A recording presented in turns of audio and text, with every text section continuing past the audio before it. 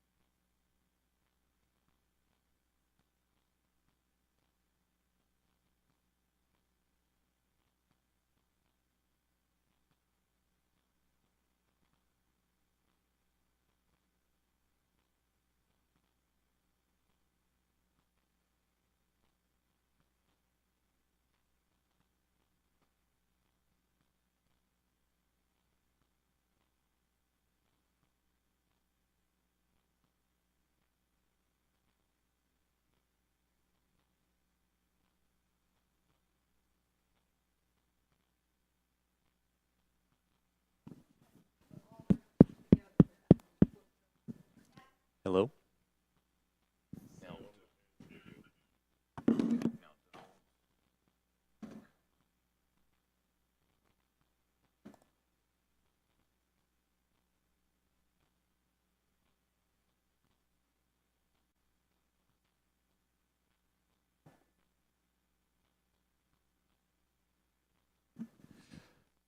Okay. Testing the sound and recording for this meeting.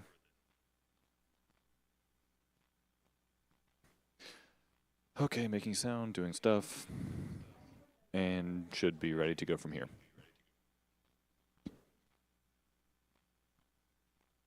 I'm trying the recording too.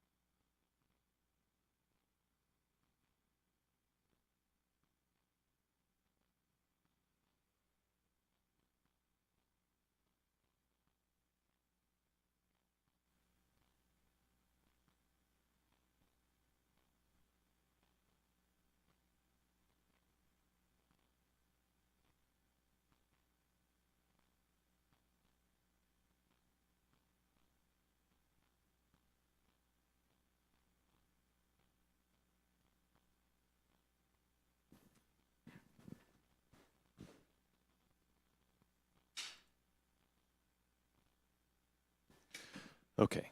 Okay. Okay. Julie, can you hear me? I'm gonna take that as a no. Julie, can you hear me? This is the Lord speaking.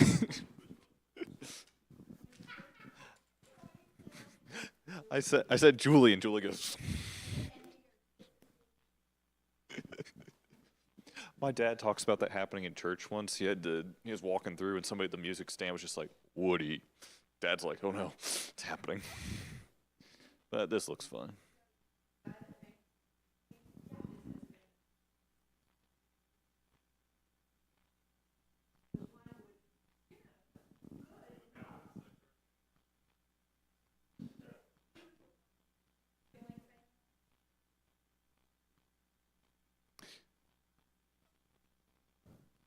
Daryl. Daryl.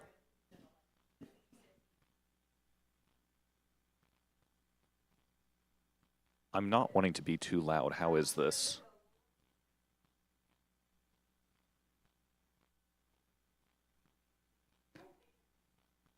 Is this? There we go. That's coming through the system. Okay.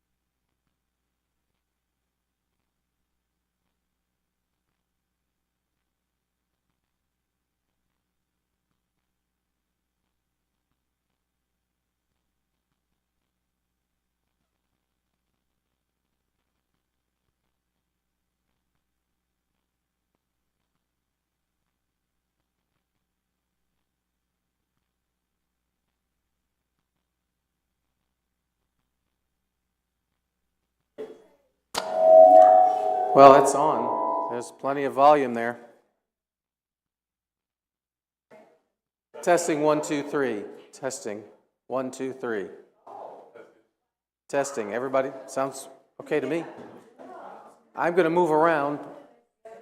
So, testing in the middle of the room. Seems good to me.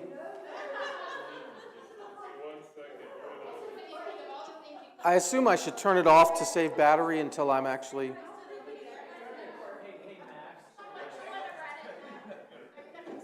Testing 1, 2, 3. Test 1, 2. Testing, testing. Hello. Testing 1, 2. Testing. Hello. Welcome. I'll continue to talk till I'm told to shut up. Test 1, 2, 3. Welcome those of you who are walking in the room. We're glad you're here. Okay? Ready? I'm turning this off until it starts for battery.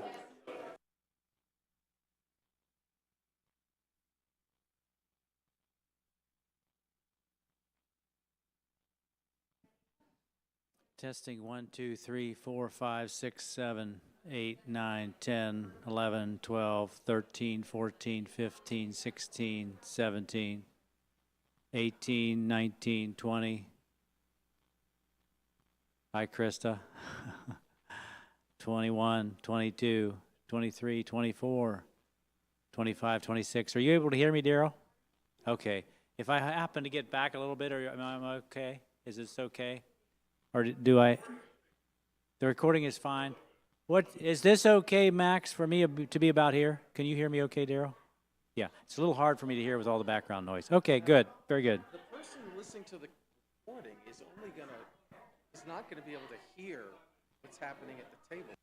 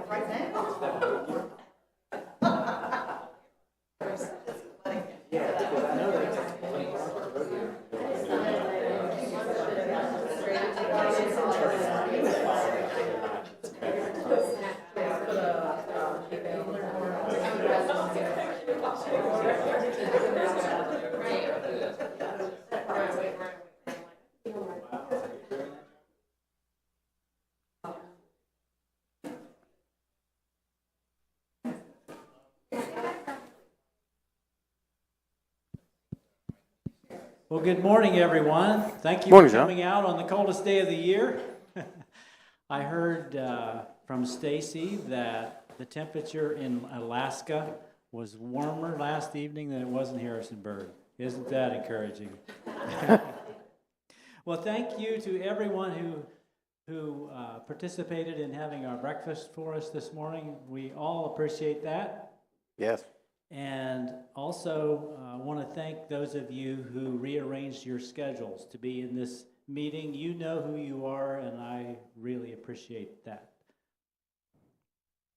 We are using microphones today and recording this session for future use. We think it will be a baseline for future work that we do, and we want to make sure we document it.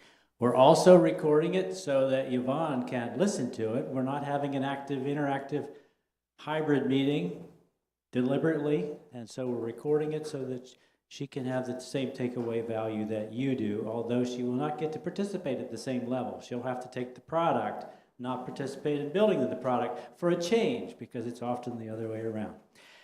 At your table, you will notice two handouts. They were mentioned earlier. One you've seen before. It has a slightly different version on the back that you may want to read later. You don't have to read it now. It's for future reference. And you also have Parkview's leadership expectations. That's a reference document for you. Our topic of the day is accountability.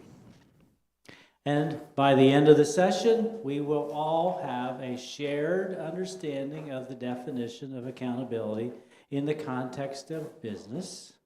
We will all have several takeaways that each one of us can use. Our accountability score was low. And not just low, it was the lowest. Why do we care? Why do I care? Why do I care that the accountability score was low? Well, the first read on that is, well, if accountability is low, the strategic plan that we put together likely won't come to fruition, at least the way we want it to come at the end result. It won't be accomplished when there's low accountability. Low accountability also feeds into our service levels at Parkview. Eventually, low accountability will permeate our culture enough to deteriorate service levels, and it could take down the organization. So we're going to address this as defined in Objective S5. I'm not going to read it to you. You know what it says. I trust that you've done your homework. I know that there was enough self-accountability in the room that you did your homework, so I'm not going to read it. But we're going to proceed with methodology and study. What the first requirement is that we take this to a level where we all have a shared understanding of what we're talking about. Self-awareness is the first step in self-accountability.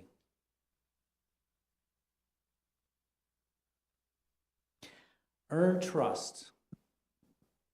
Earn trust in every interaction. Is there anyone in the room who has not heard that before? Would it surprise you to know that every day when our staff walks into the building, they ask the question, can I trust you? Can I trust you? Sometimes it is consciously, many times it's subconsciously. When you walked into the room this morning, if you thought about it, you could look around the room and know who you trust and who you don't trust to do certain things. Dr. Alex Horniman was a professor at a class at UVA that I had, a leadership class, and he asserted that every day your downlines ask, can I trust you? All throughout the day. Can I trust you to be truthful? Can I trust you can I trust you as a person? Can I trust you with my career? Can I trust you with my paycheck? Can I trust you to have my back? Can I trust you to be fair? Can I trust your leadership decisions? Can I trust that the decisions you make will be for the benefit of the organization and not for your own personal gain? That's a big one. Can I trust you to put the company's needs ahead of your own personal interests? Can I trust you to hold yourself accountable to the same accountability standards that you hold me? And I will go as far as to assert that several of you in the room, possibly subconsciously, ask yourself, can I trust John to have a training session early on a Thursday morning that is worth my time? You don't have to answer that. What is trust built on? Trust is earned. Trust is earned by being accountable. Trust is earned by being predictable. Trust is earned with a baseline of self-accountability. Self-accountability, peer accountability, managerial accountability, and corporate accountability are all built on trust. The second of our top 5 is listen, educate, and act. What accountability is underlying that? What is the evidence of listening, educating, and active? Accountability is also embedded into our leadership expectations. And here I'd like you to take your leadership expectations document, and on the very first paragraph, our leadership expectations. Leadership behaviors set us apart in our daily interactions. At Park View, there are certain leadership behaviors expected of all employees. There are also added leadership behaviors expected of managers, executives, and the CEO because of the responsibilities in these roles.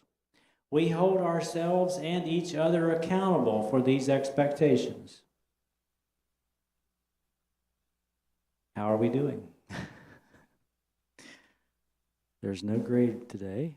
Just ask the question.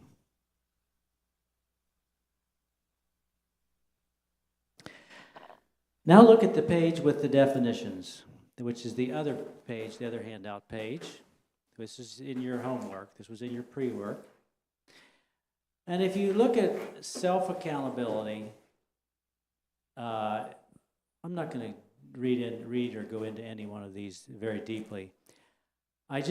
We just know that self-accountability is at many places and at many levels. So self-accountability. Did someone remind you to brush your teeth this morning? No, you were self-accountable for that. Or to look in the mirror, before you left home this morning? No, you were accountable for that.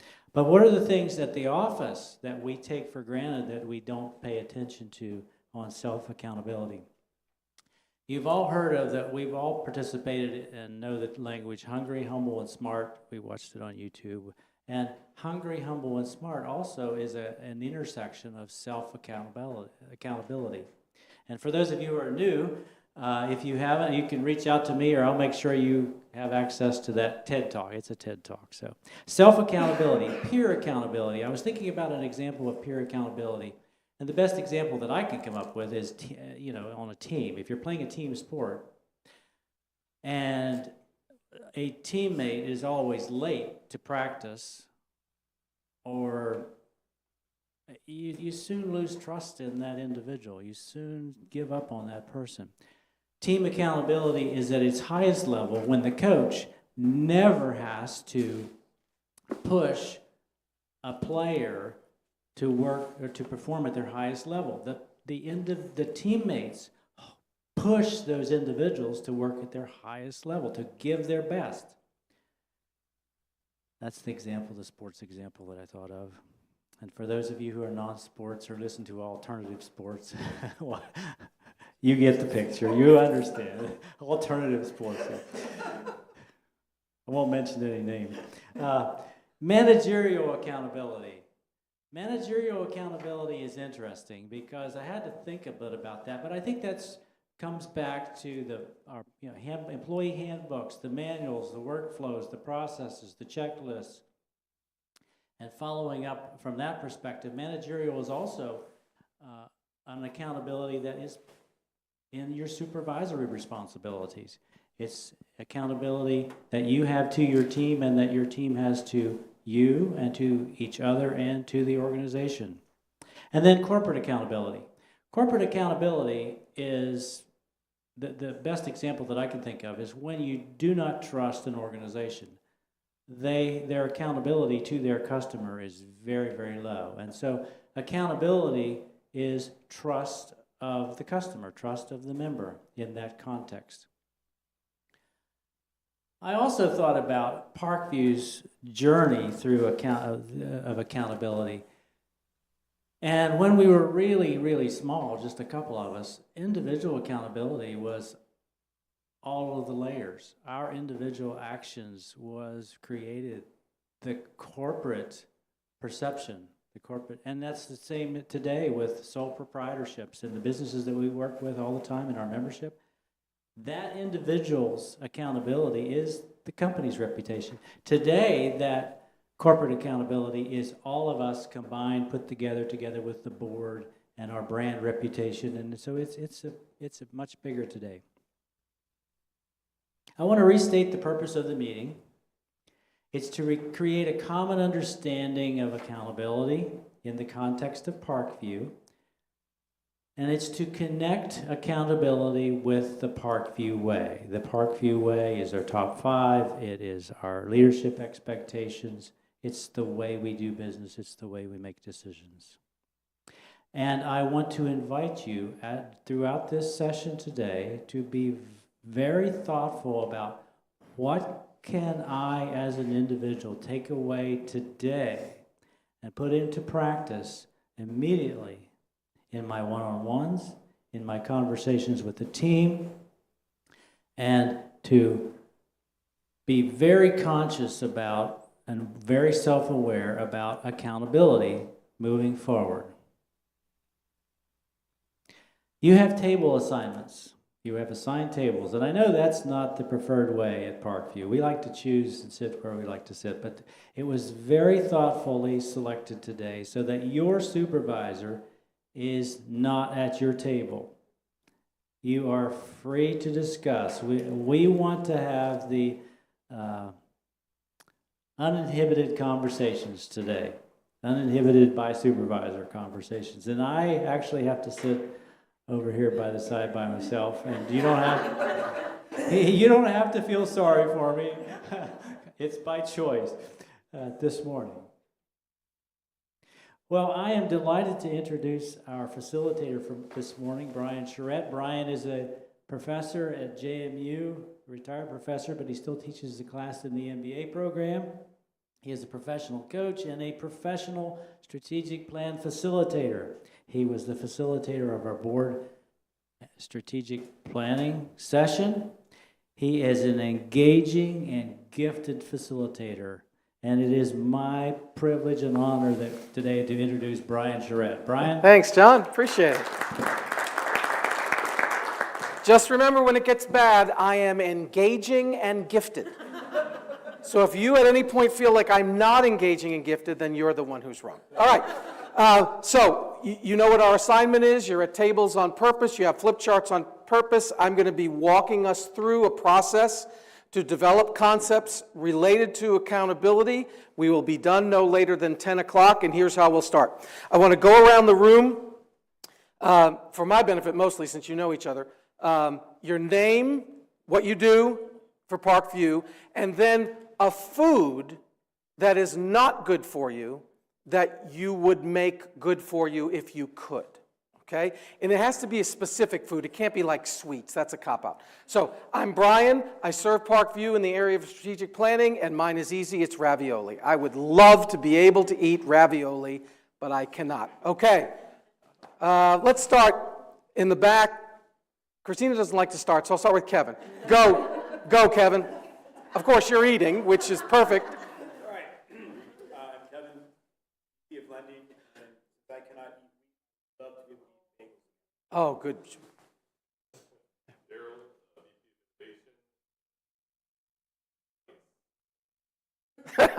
Not just brownies, but consistent brownies. Yeah. Sam Martin for services. Do you have a brand that you like? Anything. Throw. Okay.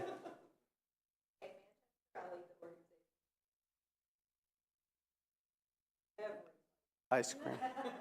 It's not even a choice, just any flavor. Christina.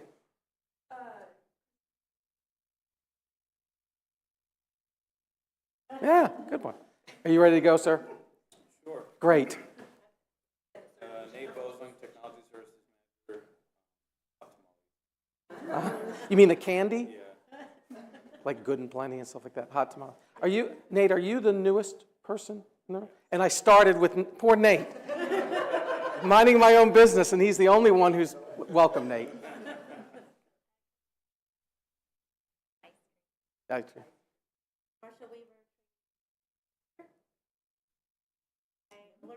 Oh, I was going to say, why can't you eat shrimp? Oh, sorry. Jordan Good choice, cheesecake. Okay, here. Emily Burkholder, title, and got the ice cream, cookies. All the non-ice cream, yes. My daughter likes ice cream, but only the stuff that goes in the ice cream, not the actual ice cream. Tanya? Tanya Holland, Director of Digital Operations. It's a toss-up between coffee and gelato, so we'll say like the affogato, like where you mix them. So what's bad about coffee? Well, I mean, you're not supposed to drink a lot of coffee. Okay. You know, You can't drink a gallon of coffee. Okay. All right. Chelsea. Chelsea Mass, Director of Services. Flavor? Because you can't just be like Kay and say every single flavor. Like rum raisin stinks, so I'm sure. Okay, never mind. Go ahead, Chelsea. I do peanut butter cookies. Nice.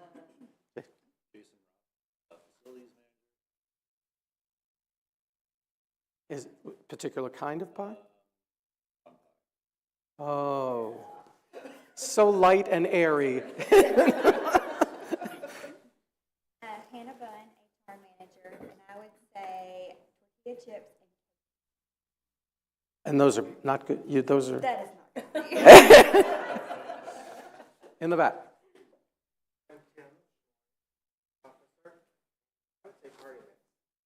Oh, like Chex mixed up. Okay. I'm Carson, branch manager. Say cherry pie. Good, specific.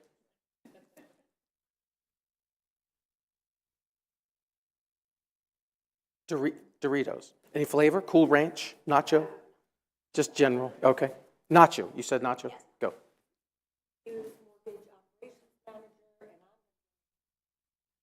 I'm surprised nobody said that yet. I thought pizza would be right, because it is, sorry folks, it is bad for you. Okay. Jill? Project, I'm going to say cookies across the Oh board. yeah, those are good. Look, here? Debbie Wachter, financial advisor, and I'll go with red wine. Another wine? Al Maven, Treasury Management. and Cilantro? tastes like soap. I'd love to be able to eat it. It's in everything. Everything. So you don't like it, No, it tastes like soap. but you want to. I want to eat it. Oh, but you it's want in to. Okay, everything. okay. It's All right. in everything. But you don't like it. No. Interesting for me. twist. It's not bad for you. It's just bad for you. Oh, the only person in the room it's bad for. Okay. Andrea Langer, Director of Business Development, and I'm going to say chocolate chip dough. Oh. You know, my grandmother told me you can't eat the dough without it's cooked or you'll get worms in your stomach. Yeah. Sorry. I doubt that that's true. Unless I'm full of words. I don't think in any facilitation I've ever done that statement has ever been uttered unless I'm full of worms. I can't think of a single contact. Good job. Way to break the barrier. Christine? Christina Bontrager, branch manager, and Dr. Pepper. Dr. Pepper. Like sugared, real Dr. Pepper? Yeah. Understand. Understand. Last one? Oh, we'll go with John. Dan Hall, Director of Credit. I think I would say the dark chocolate salt toffee from Orful. Talk about specific. Way to go. I hope you had some over the holiday. Yeah, okay. John, food you would want to be healthy? Pumpkin pie with real whipped cream on it. Oh, notice the whole real thing. You can tell there's anger there. Someone has given him Cool Whip or Skim something in the past. All right, you're going to be talking at your tables. You're going to be generating content at the table. So let's start with a warm-up at your tables. 2 questions I'd like each person at the table to answer. These are pretty quick, no soliloquies. Take a look at the definition of accountability you have in front of you on that handout. I would like each person at the table to answer 2 questions to start as a warm-up around your tables. 1, in that definition of accountability, what's the most important word in your mind? And a little bit about why. Again, you're not taking a long time. And then 2, to the best of your recollection, what were you doing at 6:17 p.m. on December 24th? Okay? So, take a look at the definition of accountability. What in your mind is the most important word and why? And 2, to the best of your recollection, what were you doing at 6:17 on December 24th? I'll give you time to talk about those at your group. Begin.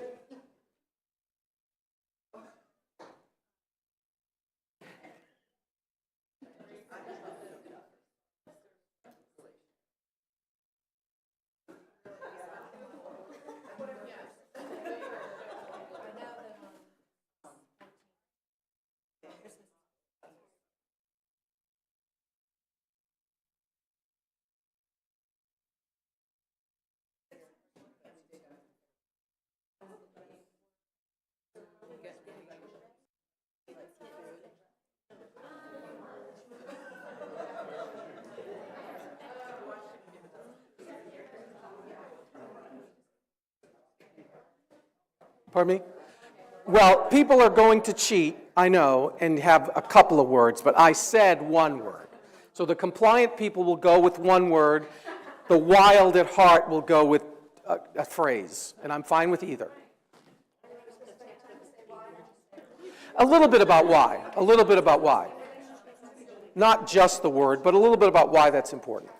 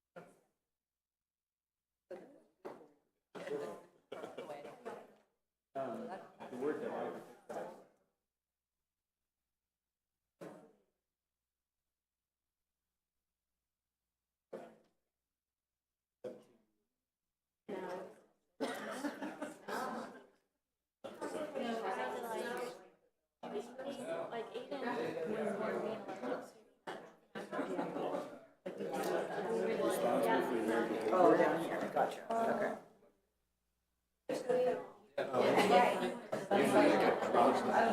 So how do places like that deal with it?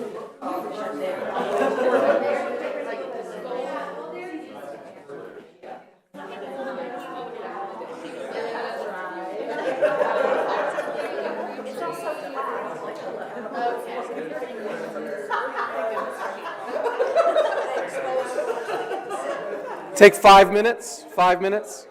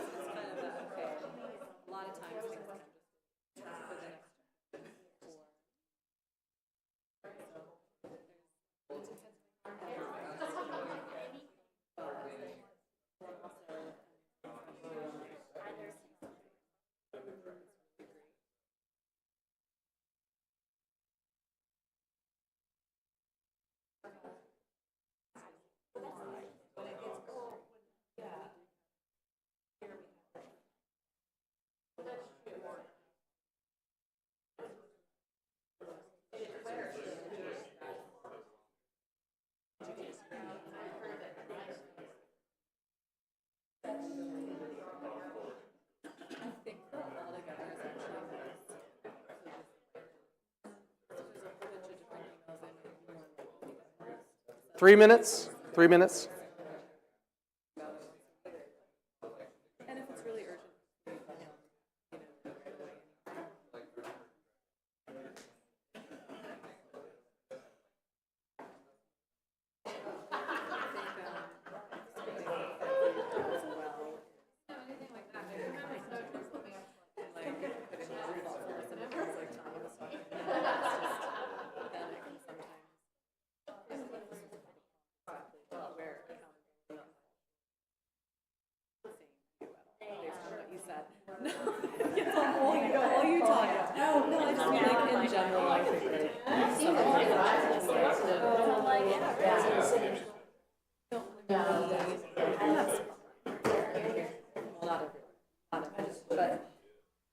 Definitely on the spectrum. We want to be nice. It's pleasant, right? But then it was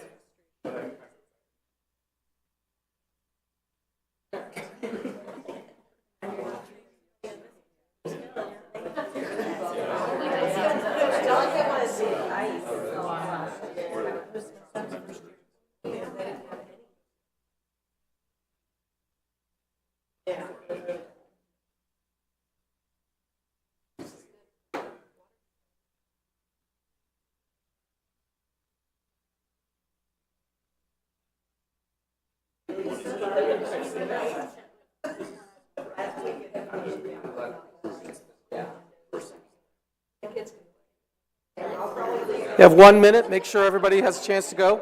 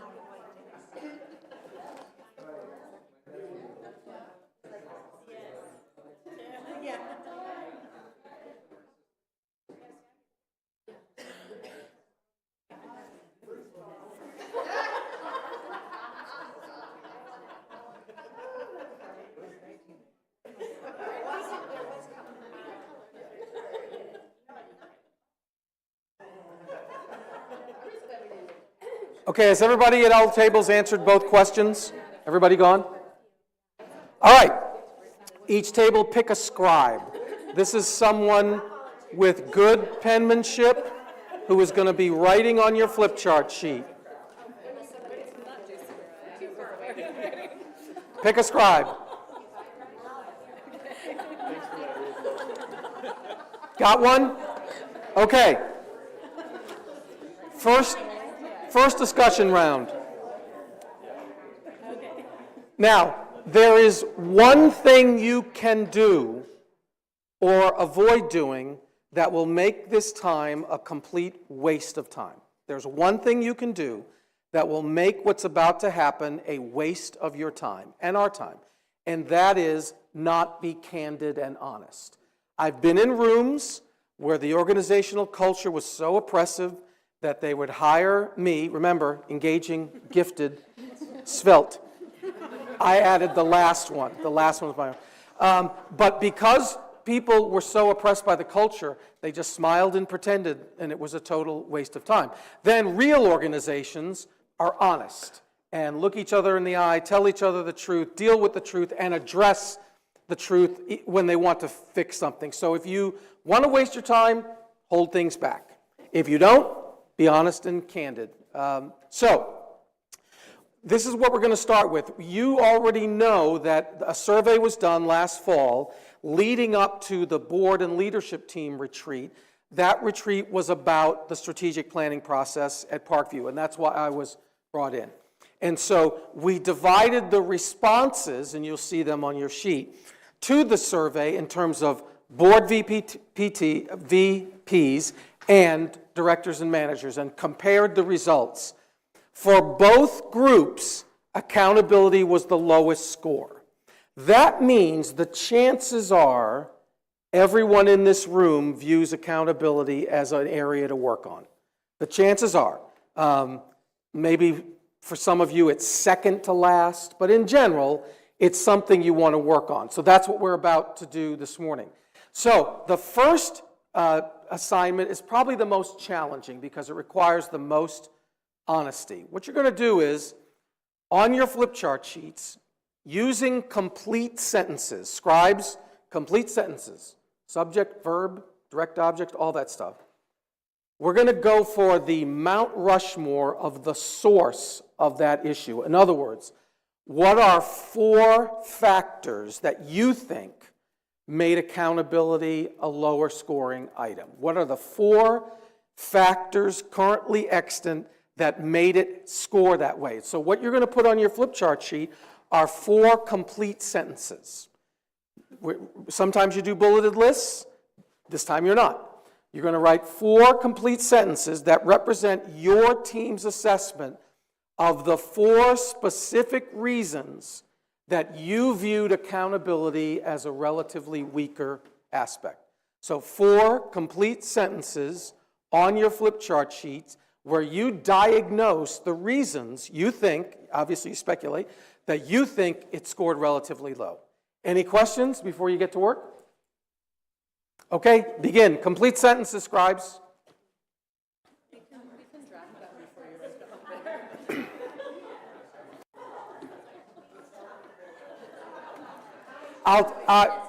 You don't have unlimited time. I'll read the room and give you a countdown. So not forever, Kevin, not forever. Oh, at least 5-7 minutes.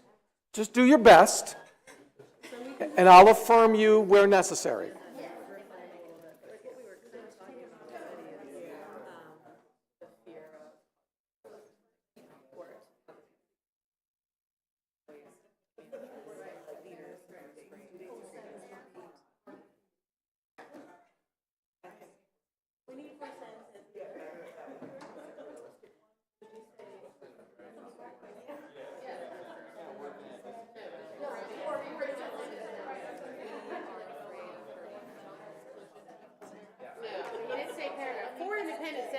Four independent sentences.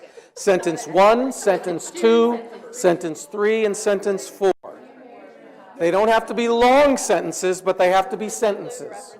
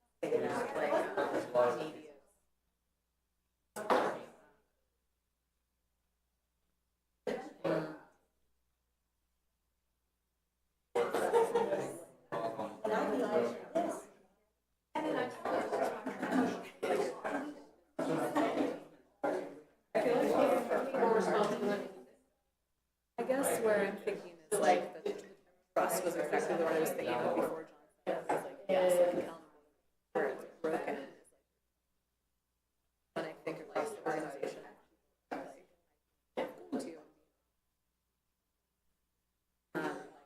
there are people that I'm like, well, if I said something that their way, maybe it's not going to be taken care of. I'm not quite sure how that's going to be taken, or if they're going to be reactive, or I'm going to feel bad about it.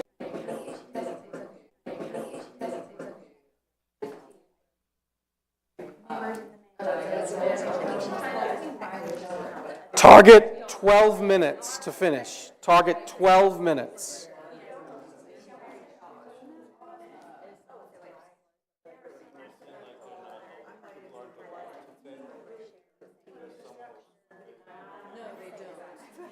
And I don't know that everyone, like different types of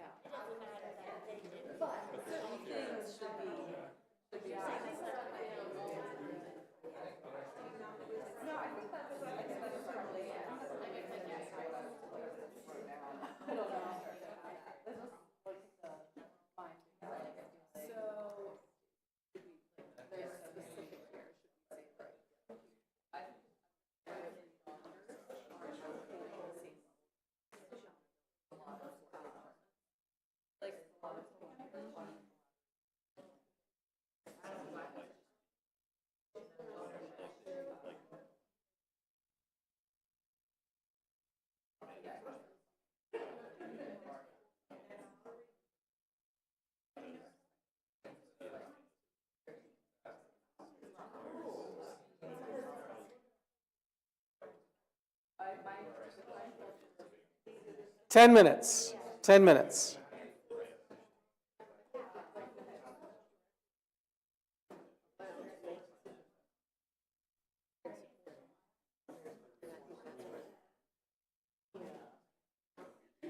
that second to last sentence again? You said something so good, and I wanted to value jump. It starts with what we're thinking about.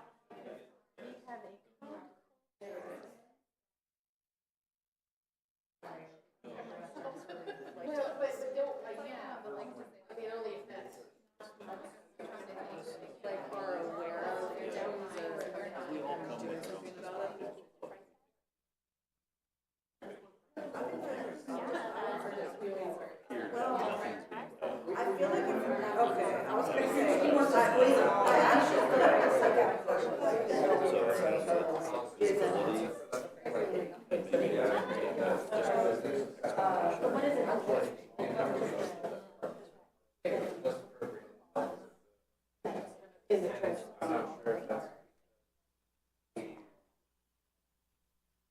Ability to be accountable or like. It's a culture. Right, but I'm saying like, if we had. And then the fourth. I like.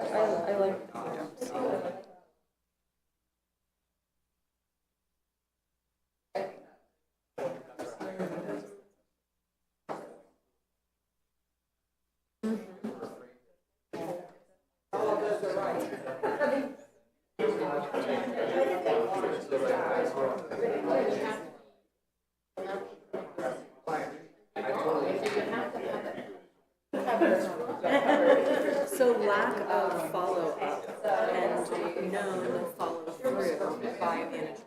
I'm gonna make that.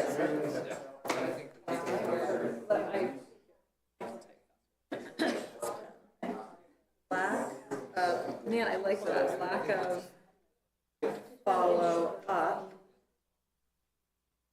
or known through.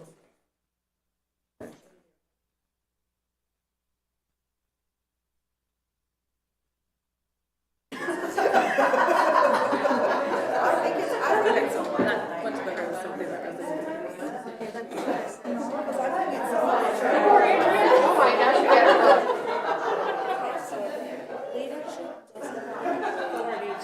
further down the org chart with the understanding that mistakes are inevitable and that they're related.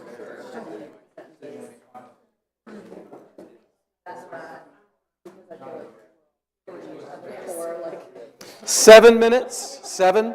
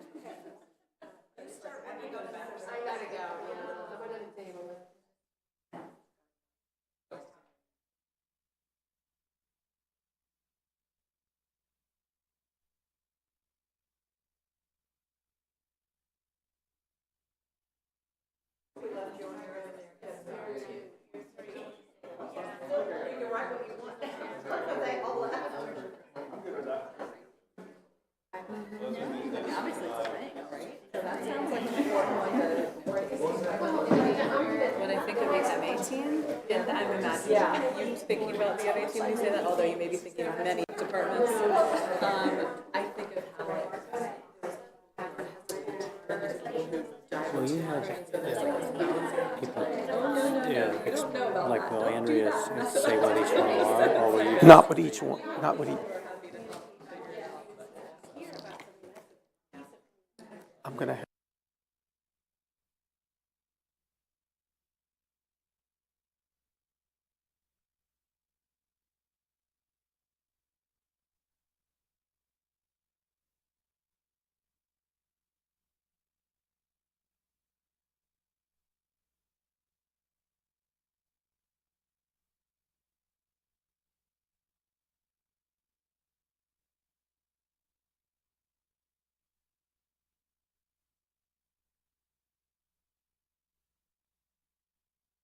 5 minutes? 5 minutes?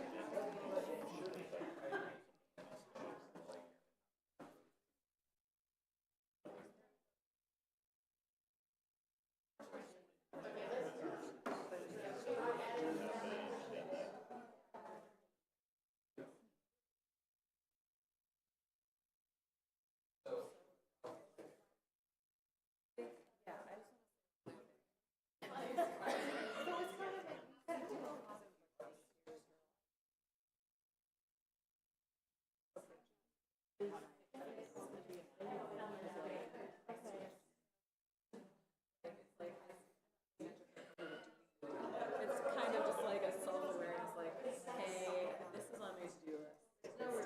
This is sort of like, okay, I'm just telling you. We have paragraphs. You said 4 things. They're run-on sentences. 4 sentences. Why did I expect nothing less than this group? You need to turn some of those periods into semicolons.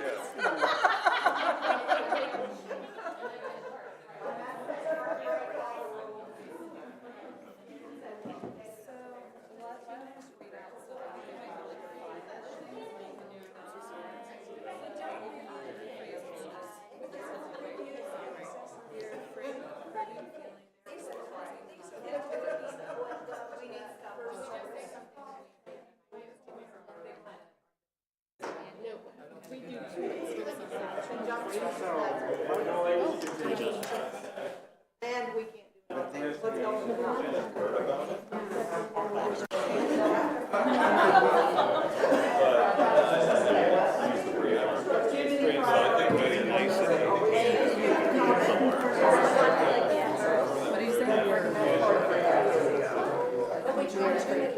Three minutes? 3 minutes?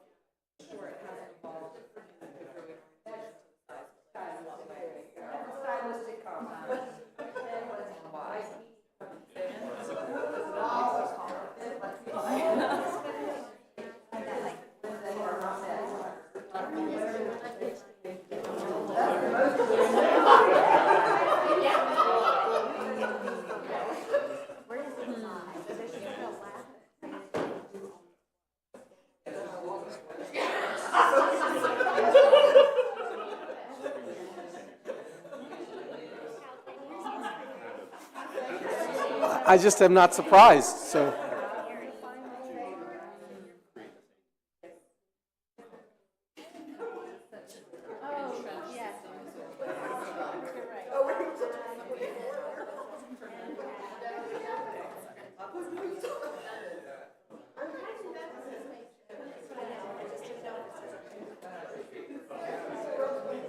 Give us another one, Cole.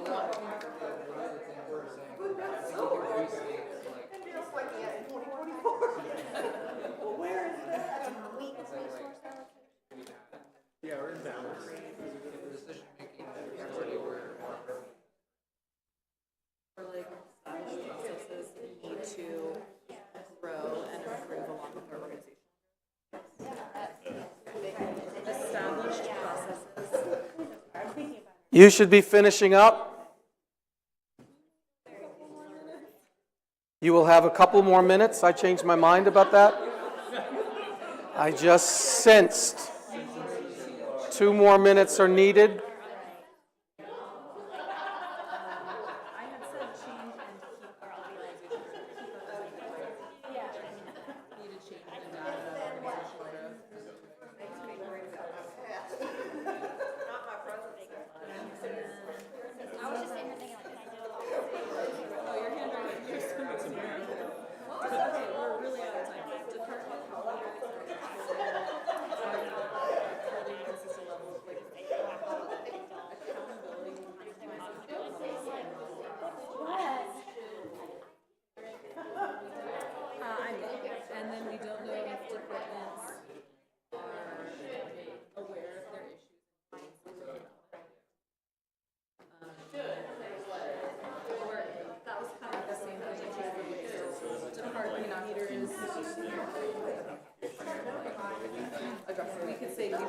maybe perceive.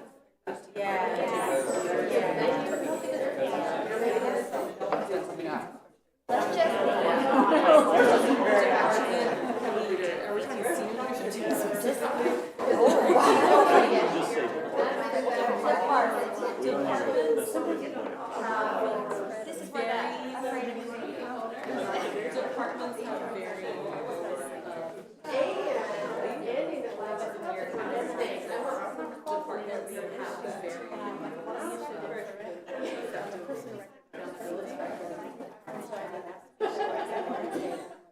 Trying to get to the bottom of it, like, departments have very. It's not great. We're kind of rushing here. I agree.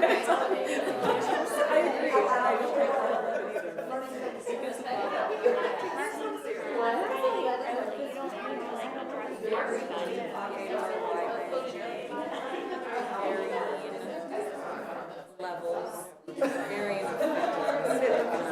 varying levels of effectiveness.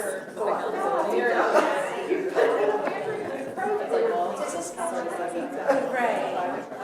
So then we had two other things before. I liked what Emily was saying about if you, I feel like you said it really kind of gets to the heart of the thing. If you raise a concern or are told something is being done, but you receive no follow-up, but you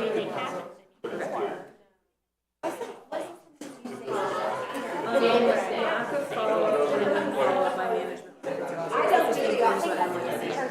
that's not it. So when we raise concerns,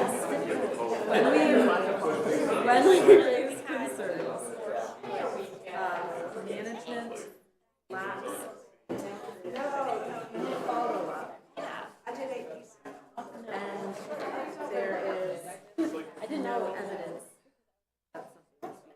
And you see no evidence. You see no evidence of result of something. Yeah. Oh, of course.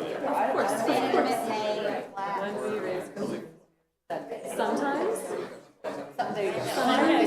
Okay, these are the Post-it flip chart sheets. So you're going to tear off your flip chart sheet and rotate one table counterclockwise. So this flip chart sheet's going there, that one's going there, that one's going there, this one's going here. So rotate one table counterclockwise.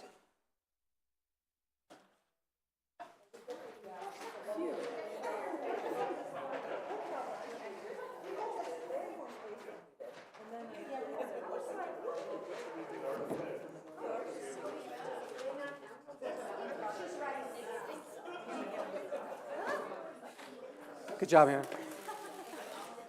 All right, you're going to take a look at the other groups for Mount Rushmore of accountability. And by the way, you now have the solutions to your accountability issues in front of you. You know what to do now because you've established specific roots of problems.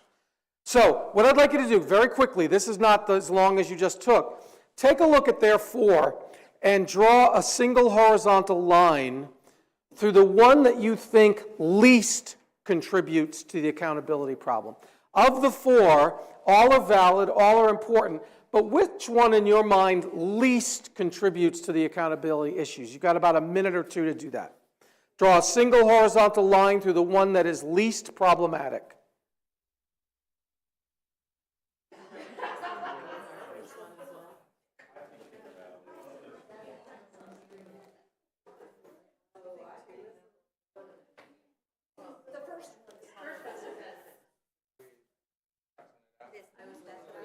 A single horizontal line through it, just so it can still be read. Single horizontal line, take a minute.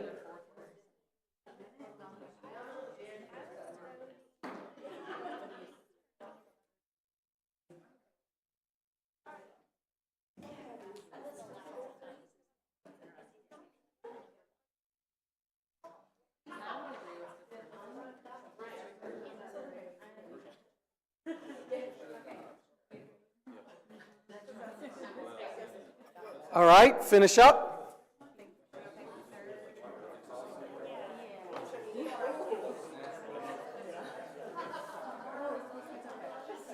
All right, another rotation counterclockwise. Another rotation. One table counterclockwise.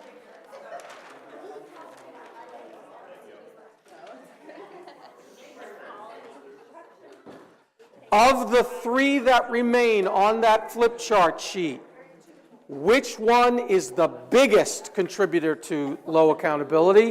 What's number one? Draw a circle around it. Of the three that are remaining, the one that's crossed out is dead to you. Of the three that are remaining, which is the biggest factor in low accountability? About a minute. Circle it.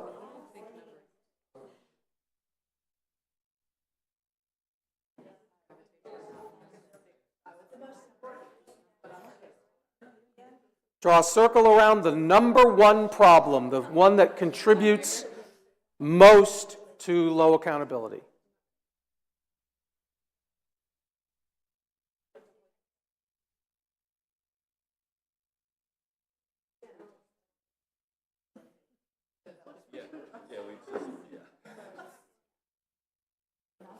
All right, finish up.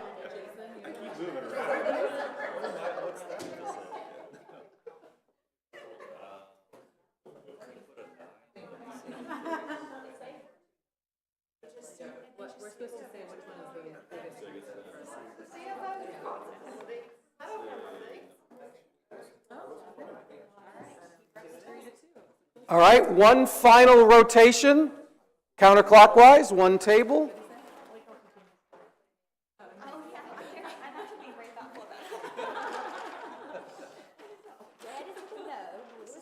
Of the two remaining, which one is the most important contributor to low accountability? So essentially, what's number two? Of the two remaining, circle the one that is the biggest contributor to low accountability.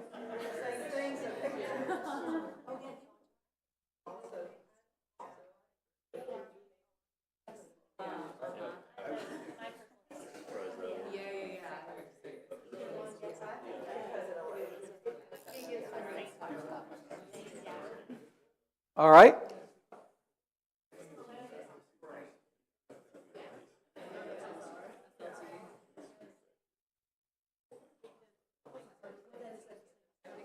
Send the flip chart sheet back to the table that originated it, or at which it was originated. Yeah. Yes. Good job, Kevin. Math. Math is your thing. Send the flip chart sheet home.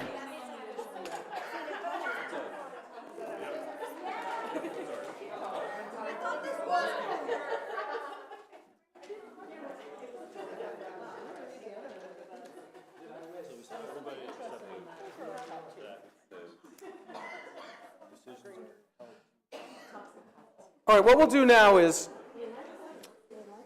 each table of the two that ended up circled, pick number one for you, okay? Of the two that are circled, which one's number one for you? And then I'll ask you to talk through that a little bit, okay? Just pick what's number one for you. Pick somebody at your table who's going to talk about it.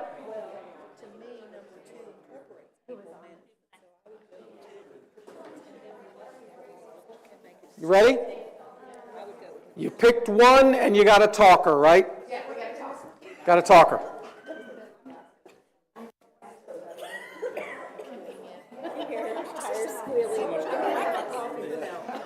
All right, everybody ready? Pick the one of the two that's most important to you, and then pick someone at your table who's going to tell us a little bit about it. And maybe sing a song.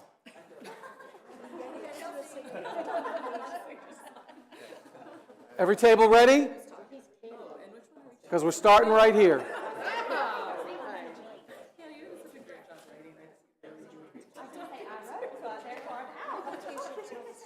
All right, focus up here. Who's your talker? Which one is most? Read it. Read it for the record, and why is it most important? Focus up here. Focus. Go, Dan. We chose the most important to us was decision-making should be pushed down in the organization to allow for learning, accountability, comma, and mistakes. Thank you for the punctuation. We appreciate that. So the idea behind that one is there's too much happening at the top. Is that right? Correct. How does that lead to low accountability? When decision-making is held by too few people, then the bureaucracy holds up things and it lessens the need, not necessarily, but for accountability because fewer people are making decisions. If decision-making was pushed down, then more people would need to be held accountable and that would become more of the culture. Good. All right. Good job. This group, who's your talker? Jewel? Which one's most important? Lack of consequence and follow through to action. What that means is we know something's broken or it's inefficient and we don't move to make a change or inform or set priorities. Do you know why you don't? Speculate? Honesty is... I think sometimes leadership isn't sure, and I think sometimes there's a lack of priority. There's conflicts, there's so many things. Okay, good job. Now, the tendency of leadership is to say at this point, but you don't understand or you don't. So if you're in leadership, defensiveness should be way down on your list. You should be wide open to hearing what's being said. This is valuable stuff that can solve the accountability problem. Who's talker? Chelsea? Because of your acting ability? No, You chosen to talk? That's my husband. Oh, okay. Number one. So we actually chose number 4, although they're so related to each other. Number 4 is when we raise concerns, management sometimes lacks follow-up with us, and there is no evidence that something was done. So that really ties to what they were just saying, that it's like, okay, people are aware of this problem, and maybe something's being done, but we really aren't sure in that. Yeah. So even if they don't plan to solve it, you would at least like to hear that they don't plan to solve it and for what reason. Now, obviously, you want them to solve it, but you want some kind of response. Any idea of why it doesn't happen?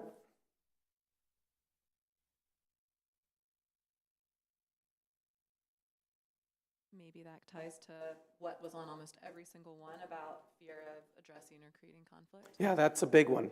Yep. Okay. Good job. Thanks, sis. Who's talking? Good talking, Kevin. Go. So we picked our second one, which is deadlines are just suggestions. We don't set realistic deadlines, and then when they're not met, we let people off the hook and make excuses for them. Any idea why that's happening? I think we're too nice and don't want to engage in conflict. Okay. I mean, you're hearing this conflict thing, right? That's not, nobody's missing that. Okay. So when you walk out the door at 10 o'clock, you'll be pretty clear on what the issues are, and then it'll be your responsibility as the leaders of the organization to do something about it. That's how it works. Who's the talker? Well, way to toss Krista under the bus so quickly. It's not me, it's Krista. What's number 1, Krista? We have toxic positivity that doesn't allow room for failure. Say more about that. So we're tying it back to the conflict averse because we are too nice, and if we're in a group, we kind of jump in and make sure that the project gets going, and we will not address maybe 1 or 2 people that aren't doing their role. We kind of pick up the slack because we're afraid of that conflict. Krista, do you think that somewhere there's a happy medium so that you can maintain organizational kindness but also hold people accountable? Yeah, with respect, absolutely. And you feel like that's within reach? Yes. Okay. All right. I didn't say this before, but... I'll piggyback off that. Not, see what the table's doing? 2 talkers. Pish-posh other tables. We just want everyone else to take note of what we're doing here and, take note of our example. But I think when you don't allow room for failure, because, how many times we've heard, quotes from famous people that failure is like the best teacher. And when we don't allow room for failure, we're not allowing room for personal growth. So by being overly nice and trying to, like, you see something that someone didn't take care of and you swoop in and you do it for them, and maybe you don't even inform them that, hey, you forgot to do this, I took care of it, but just so you're aware. If we're not doing that, we're not allowing them to grow in their role. So. Good job. Okay. John, do you get pictures of all the? I didn't take them. I can. Okay. Leave them up there for now so we can get pictures. Here's what you can do, part 2. At your table, think of the first name of a favorite fictional character. Doesn't matter what it is, really. We're just trying to anthropomorphize this. So, on your flip chart sheet, you're going to put the name of a famous fictional character. Pardon me? A new sheet. Yeah, I don't know how you would get that in on your sheet, Kevin. New sheet. First name at the top of the page. And I'm going to tell you that person is supremely self-accountable.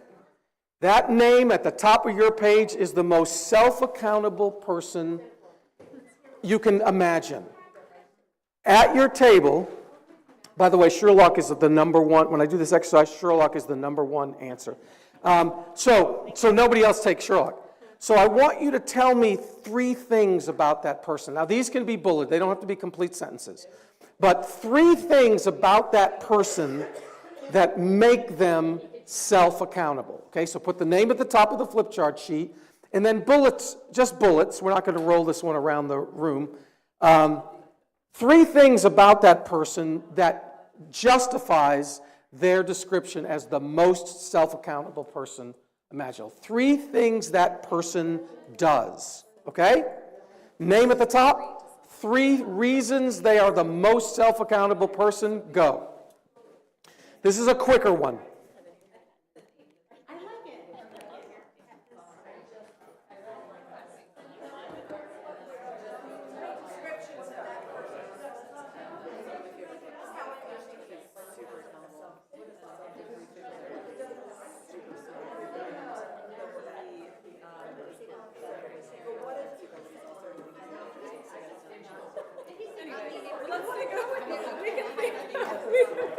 If you're still talking about the fictional name, you're taking too long. It should be like that. 3 things that person does that make them self-accountable.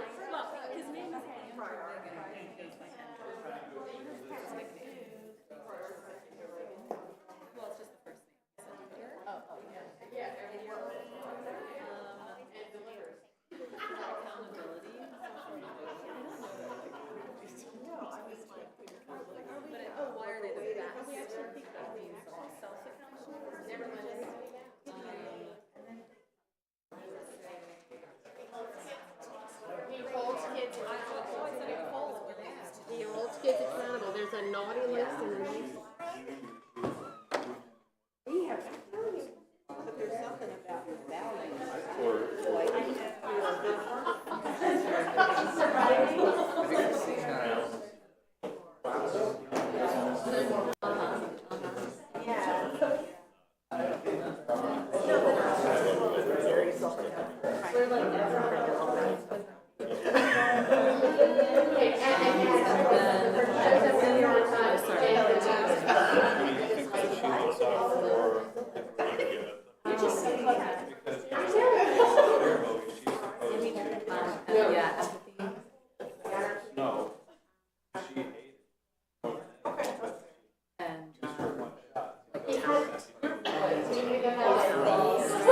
Take 2 minutes.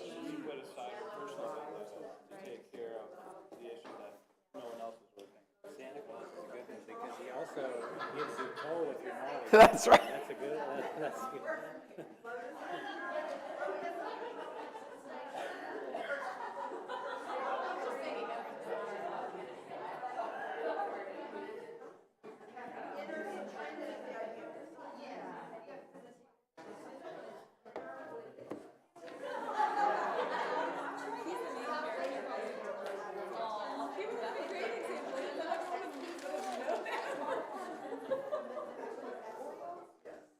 You should be finishing up if you're not already.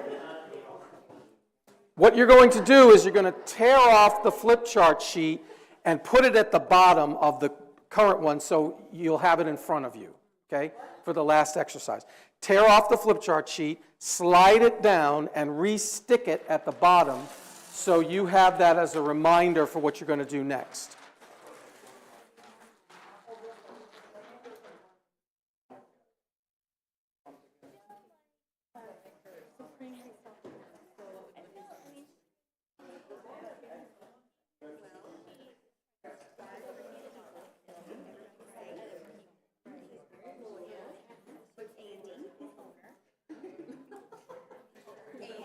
All right, in our final 30 minutes, here's your assignment. Based on everything you've talked about, based on the discussions you've had, the list you've made, 5 practices to improve the accountability score so that if these 5 things are done, when that survey is taken again, the scores will go up, okay? 5.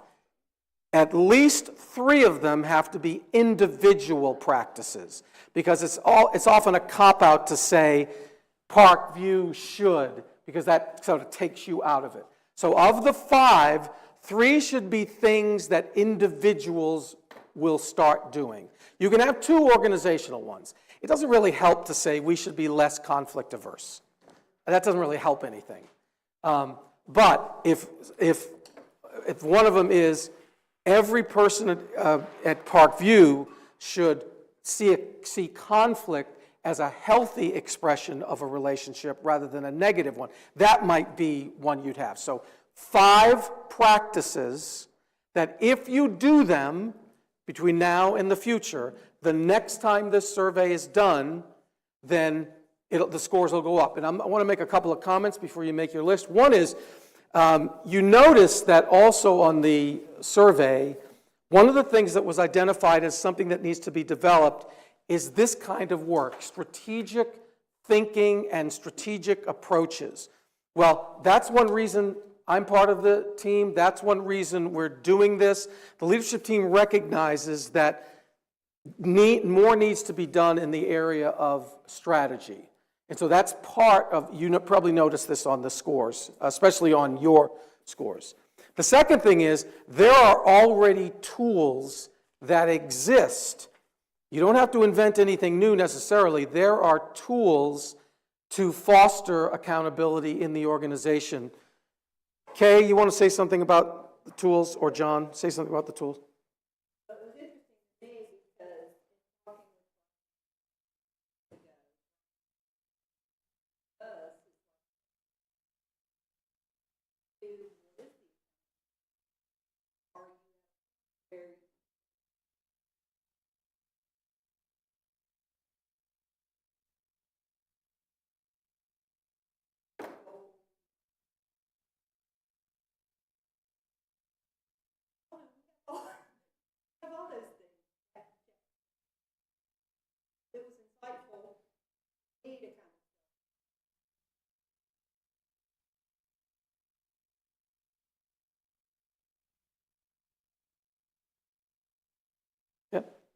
Yep, that does. Tools exist now. Now, you may suggest new tools in your 5, but there are resources and tools to advance accountability that are in place now. With that said, 5 practices. You have 10 minutes. This really should flow because you've already started the conversation. 5 practices, at least 3 of them have to be things people do, individuals do, as opposed to the organization. Go. 10 minutes.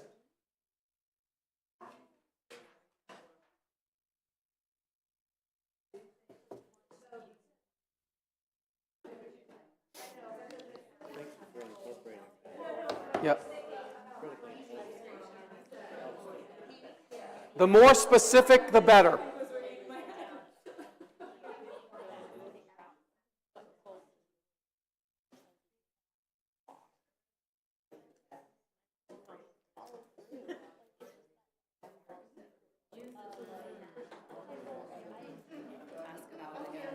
And let your list at the bottom inform you.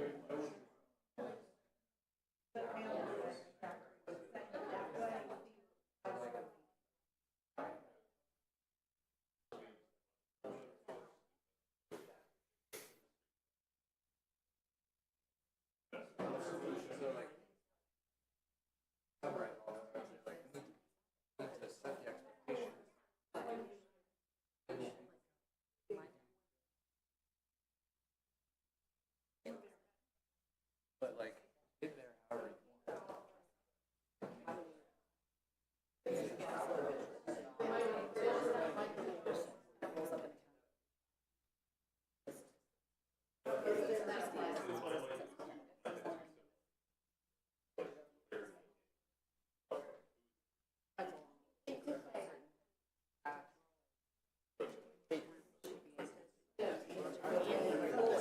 Clarity, these are, when you did it for clarity, these are the things. And then the other side of it was. That's where, like, in that environment, I want to. And then you say, like, I'm always expecting. I went from a personal one-on-one. We're supposed to write. I really like to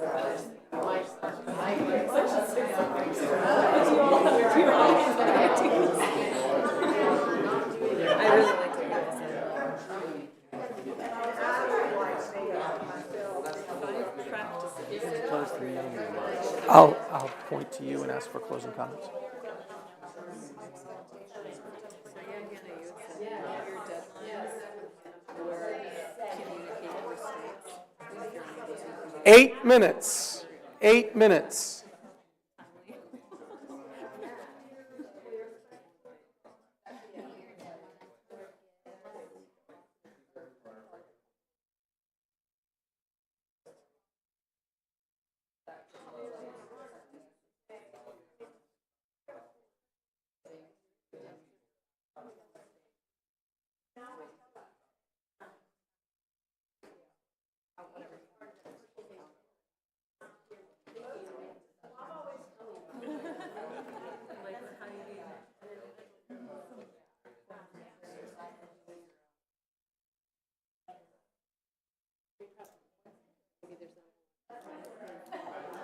Maybe that's what everybody thinks. Maybe that's part of the problem.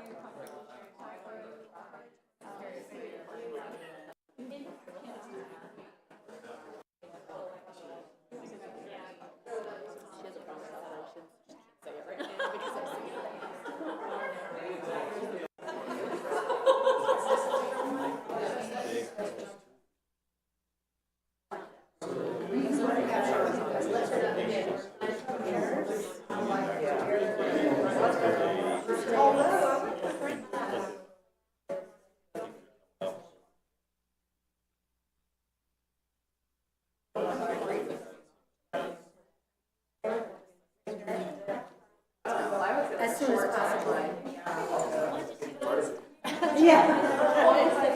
Also, I think. I mean,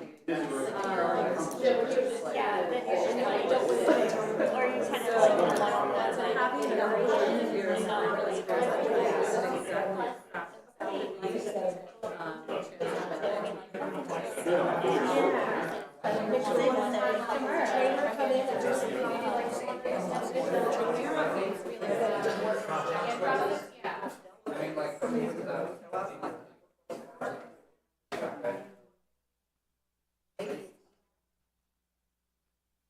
So in the spirit of fear. Yeah. And everybody, they have a little thing like more complicated.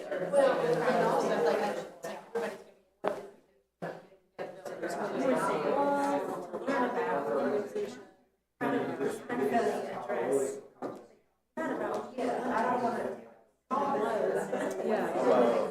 I really like what Emily said about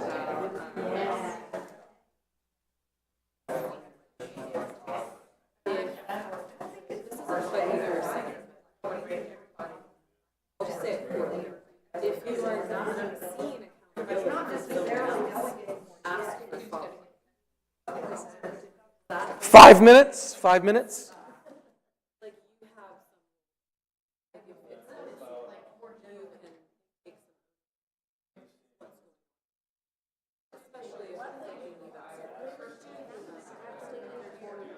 some, especially if it's like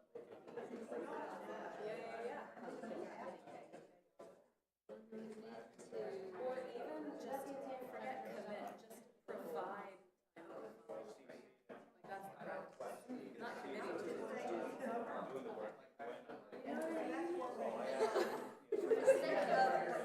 You already wrote it. You already wrote it. Commit to providing. Exactly what Jerry said.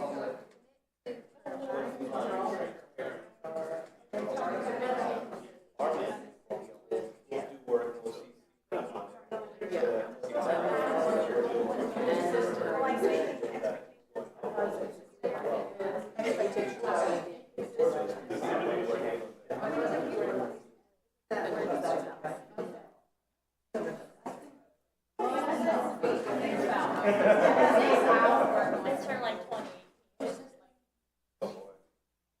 Not requesting is the piece that's like resonates with whatever you say. Like, it's like you can be proactive.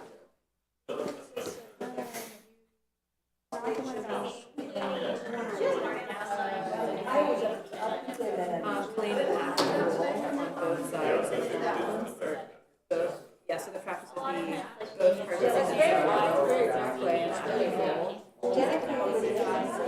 Oh, I'm still automatically doing that. 3 minutes, 3 minutes.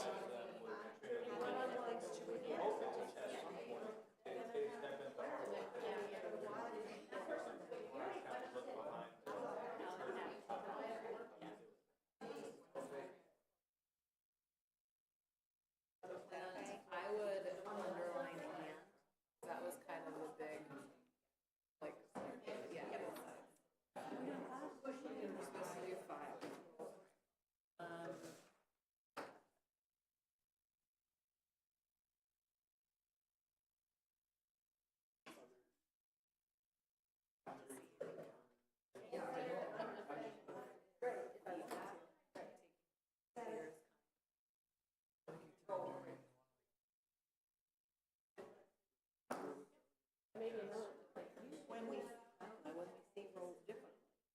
That's the part that feels a bit sometimes that's missing.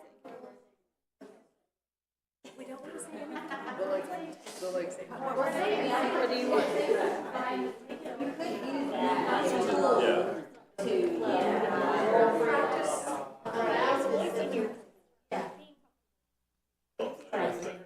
2 minutes.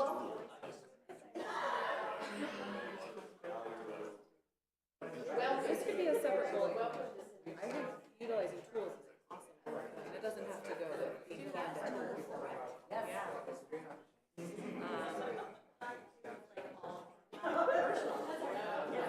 Utilize our existing tools.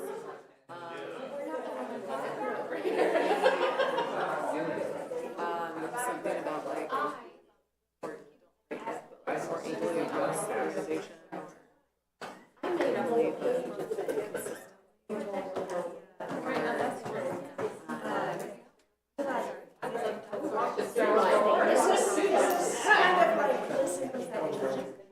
Should be finishing up. It's not setting the standards, it's living it. It's the actual practice. So it's like utilizing it.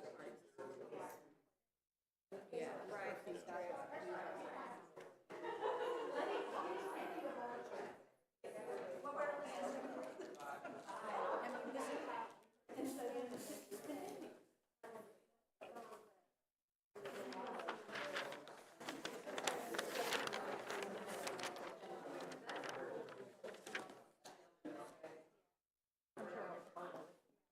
Are we ready to rotate?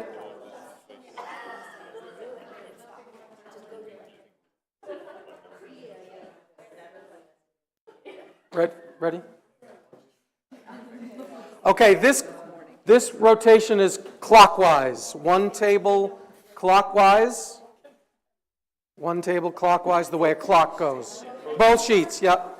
One table clockwise, both sheets.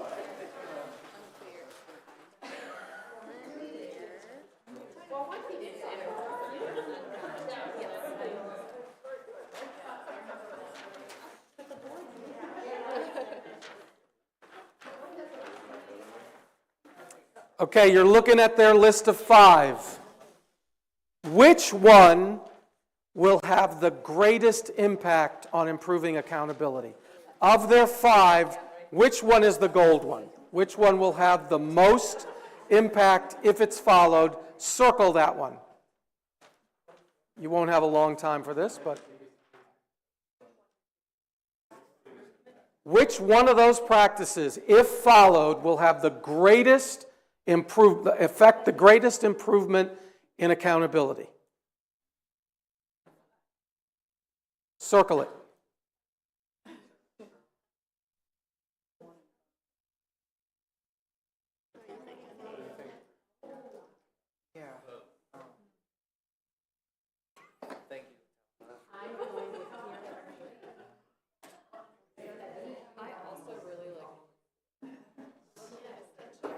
Take a minute.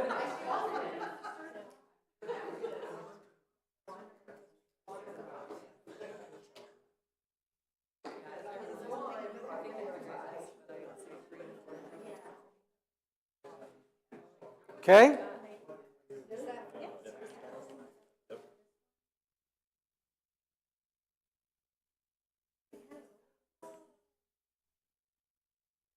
Everybody ready?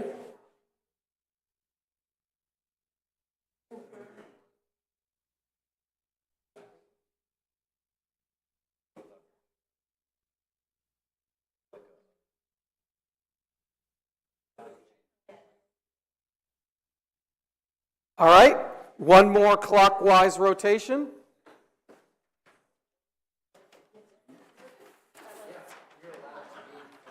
Clockwise, clockwise, clockwise, clockwise. The way the clock goes.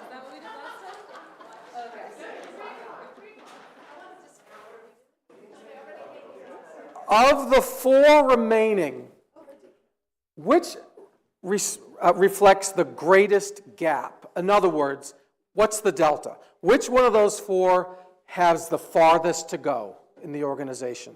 Are you farthest from doing that now? Put a delta sign, a little triangle next to it. Of the 4 remaining, what's the biggest gap? Which one do you have the longest road to go to achieve? Put a little delta sign next to that.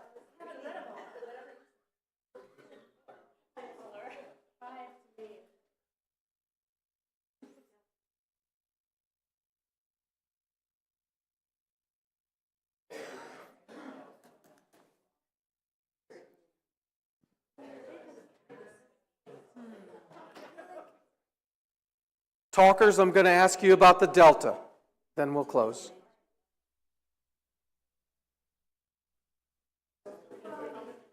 Which one's not being done now or is hardly being done now?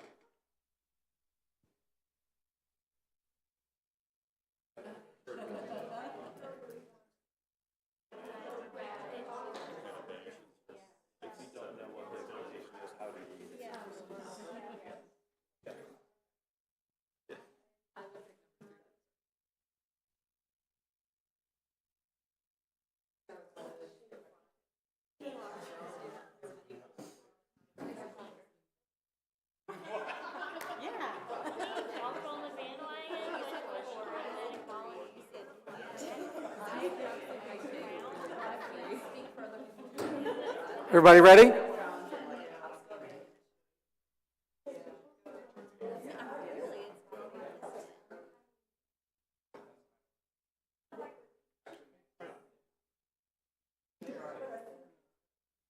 So you're putting a triangle around it? Everybody got their triangle?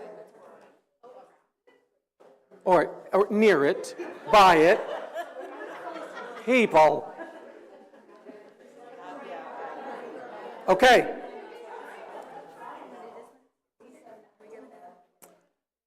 I'm going to go through each table. Talkers, my question is, why do you feel the delta has the longest to go? So I'll start here, and for the record, on this one, the number one answer is encourage honesty in one-on-ones, up and down line, and the delta is provide clear expectations and training and resources needed to succeed. Krista, you still the talker? No. All right, so the delta here is provide clear expectations. They're deciding. Can I have you back? Okay, Nate. Provide clear expectations and training and resources needed. Why does that have the farthest to go? I think it has the farthest to go because there's kind of a shift right now where when you go from a small organization to like a mid-size, it's a big gap. It's a big thing to step over. And I think that there's a lot of, we used to do it this way, but now as we're growing and we're increasing like our offerings and all that kind of stuff, that comes with new responsibilities, and we're not sure, how to bridge those. Who are we assigning those to? They need to be named. It's hard to have accountability when you don't know who's accountable for what functional pieces. So making sure that we're defining the roles and who's picking up this part, who's picking up that part, that allows us to be accountable. And then for those people that are going to be having their name on the line for those pieces, we need to make sure that they have the training and the resources needed. So if they need more classes, if they need to attend conferences or that kind of thing,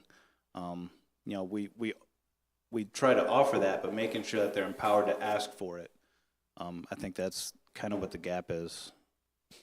So are expectations clear now, but they're just not going to be as the organization grows, or are they not clear now and they're not clear for the future? I think we have like catch-up work. Okay. I think that what we're doing and how we're changing as an organization is outpacing our putting the names on the lines for those pieces.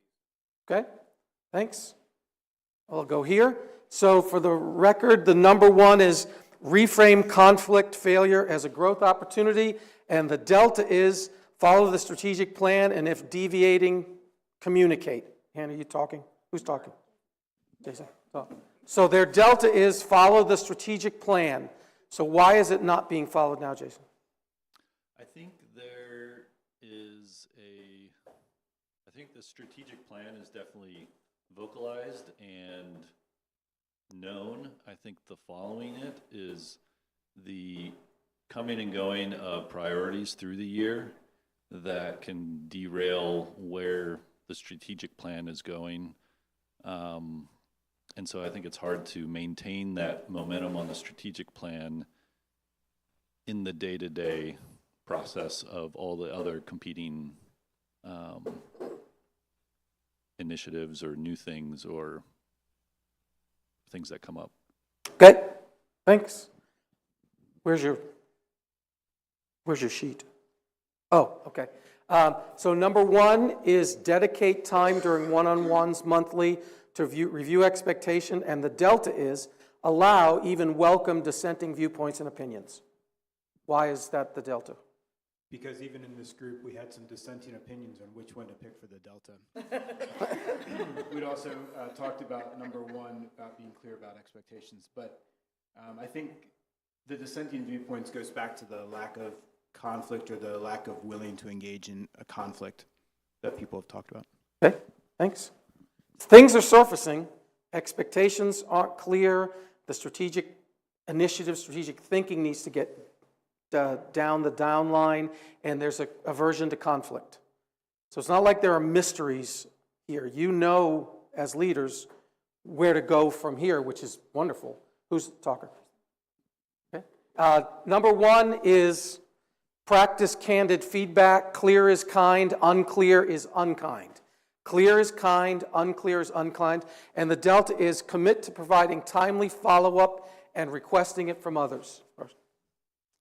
Yeah, so we chose, committing to providing timely follow-up. And the key piece is requesting it from others. We think we do have a long way to go in that. And it's so important because follow-up needs to be timely, because that's where, going back to their chart, deviations can occur from whether it's the strategic plan or from any other type of plan. Okay, thanks. Good work. Last one. Dan still talking? Number 1 is normalize asking what went wrong, and the delta is value contrary opinions by making space for minority perspectives. Everybody hearing this? I'm not even part of the team, sort of. And it's loud and clear to me, so I know you're picking up on it. And why value contrary opinions? Why are you so far from that? No one in the room is willing to say what they're actually thinking, and maybe equally important, if someone says what they're actually thinking instead of shocked silence, we need to work on conversation and working through the realities so that we can normalize things and make progress based on the honest realities that people are feeling. So based on that, are you at all surprised that there's been this level of candor in this context? I think we're all capable of it. We maybe are in a space where it's made okay. Like the culture of Parkview may be different than the culture of this meeting. And I think we're all we all acknowledge it, as you've said, but we don't feel permission in the context and culture of our daily work to bring it to work. So I guess the question is, what would it take to make the culture of Parkview like the culture of this meeting? Only you can answer that because you're in it. So now I've been hired. I'm pleased to announce that I'm the new Senior Vice President of Stuff. Each of you will be reporting to me from now on. Don't even kid about something like that. Okay. Before John closes, we're going to go around the room, 10 seconds each. Something you heard today that surprised you. 10 seconds. All right, we're going to go. Where did we start last time? Over here? No, we started over here we started back there. We're going to start here.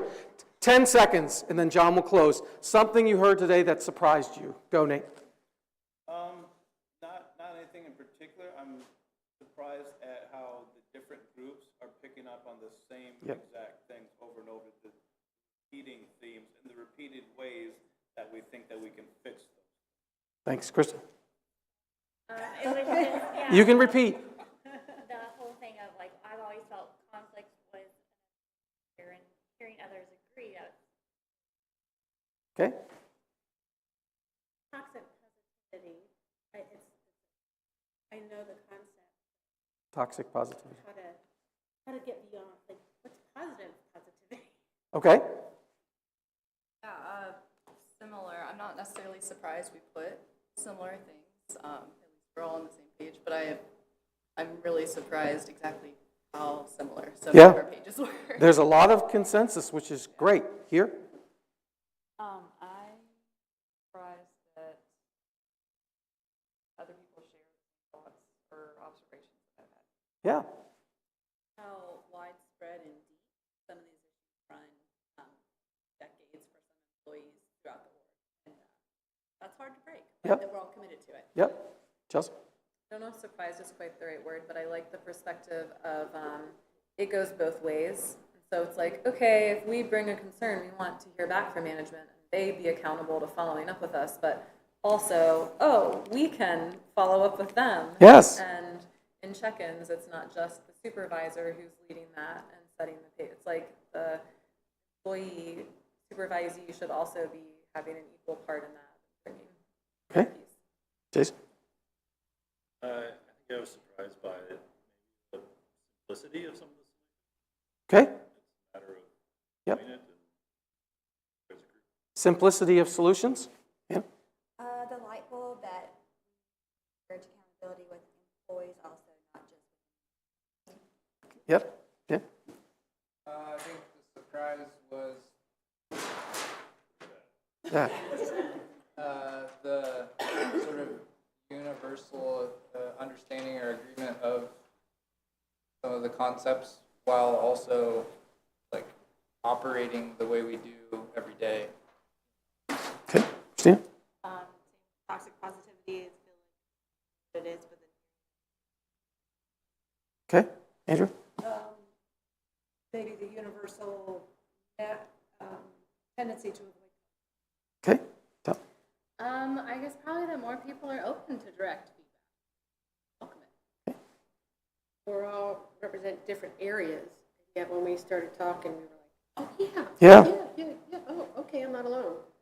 Great. Jewel? For me, it is surprised that this whole room is so engaged and excited about talking about these hard. Yeah, they did a good job. So I'm not surprised seeing what I'm acknowledging what I have been seeing here, but I am surprised that everybody is open to feedback.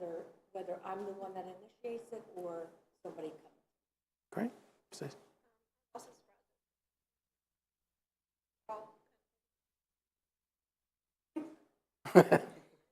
Yeah, I agree, the validation, a lot of the recurring themes between. Thanks, Tim. I was shocked by the term toxic positivity, because positivity is a good thing. We're supposed to be positive, and so that term just shocked me. Okay, Kevin? Dan observed the difference between this group and our daily work, and I hope that I can that change. Don't just go back. Me too. There. I was surprised that Sherlock is the number one of all your other groups. That's the number one name people think of. Yeah. I think the different disparate cultures, the culture in the training versus the culture in the organization, and calling that out, I think. Yeah.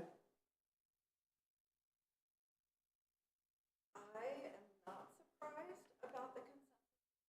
I've heard it from many of you, and I've heard it for years. So I think my surprise is that we're still talking about the same thing. So how can we, our challenges, how 5, 10 years? Because this is not new. Let's make a decision that it ends today. Okay? So I'm not surprised.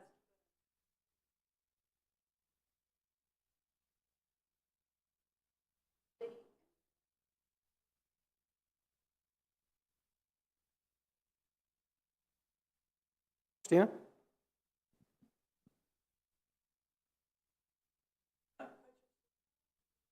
But yeah, the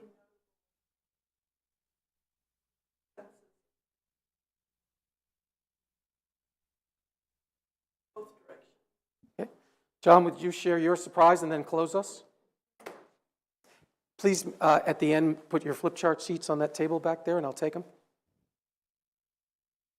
I'm surprised by the question as I was thinking about my closing remarks. So, I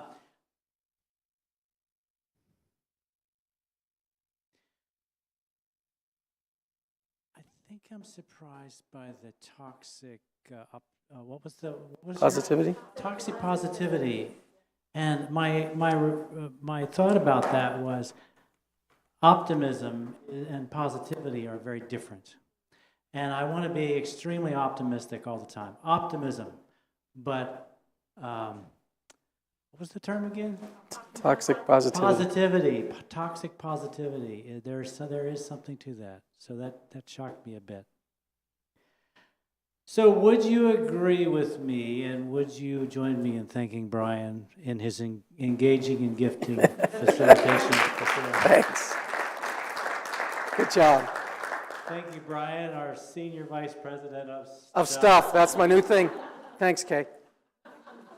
So my question to you as we close is, what does it take as an organization for us to carry the culture of this room back to our jobs with us? What will keep us from going to our desks and being buried and covered up by 100 emails, 16 voice messages, and all of the things waiting for you to deal with. How will you self-manage to overcome that?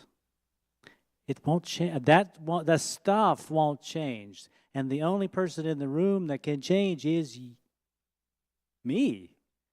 I can only change myself. And so now I'm going to have a takeaway today.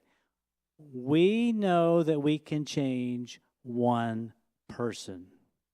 One person you can change one person, and that's yourself. So what will you do? What change will you make as a result of our conversations today going forward? And I'd like you to write that down. And I'd like you to submit it to your supervisor by 4 o'clock today so that you can work on that accountability step together. Now, you don't have to decide today. We're over time already. I mean, you don't have to decide right at this moment what that is, but in the drive home, or drive back to your office or back to wherever you're going, decide what that one thing is that you will do differently today as a result of this session that will create an impact. And you will share that with your supervisor by 4 o'clock today. Sue, you have a question?